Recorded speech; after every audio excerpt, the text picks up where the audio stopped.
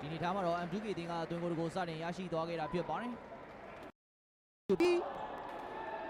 ပေသွင်းရင်ဘော်ထွက်သိန်းရဲ့ကစားသမားတွေပဲအချိန်မီရှင်းထုတ်သွားခဲ့တာဖြစ်ပါတယ်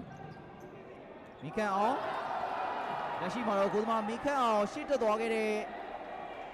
အချိန်မှာတွင်းကိုM2K တင်ကရရှိသွားခဲ့တာဖြစ်ပါတယ်တိုင်းဖွဲအောင်နောက်နဲ့ပြန်တွဲထားတယ်အကန်ထားတယ်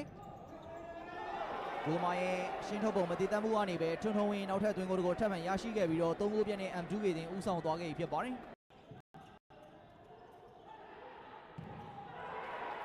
နောက်ထပ်တွင်းကိုတိုင်းဖွဲအောင်ကန်သွင်းခဲ့ပြီးတော့ M2K တင်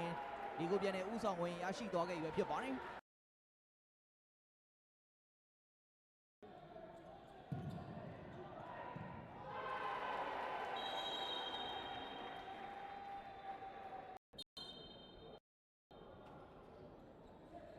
ထွန်းနန္ဒာ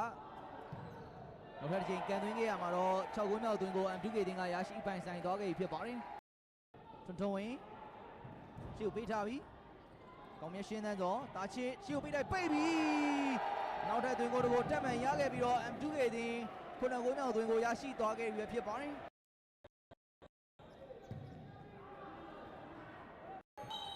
ကိုရင်းတင်နဲ့ M2K တင်တို့ရဲ့ပွဲစဉ်ကတော့ပွဲပြီးဆုံးသွားခဲ့ပြီဖြစ်ပါတယ်ပွဲပြီးဆုံးသွားချိန်မှာ M2K တင်ကကိုရင်းတင်ကို9ဂိုးပြတ်နဲ့အနိုင်ရရှိသွားခဲ့တာဖြစ်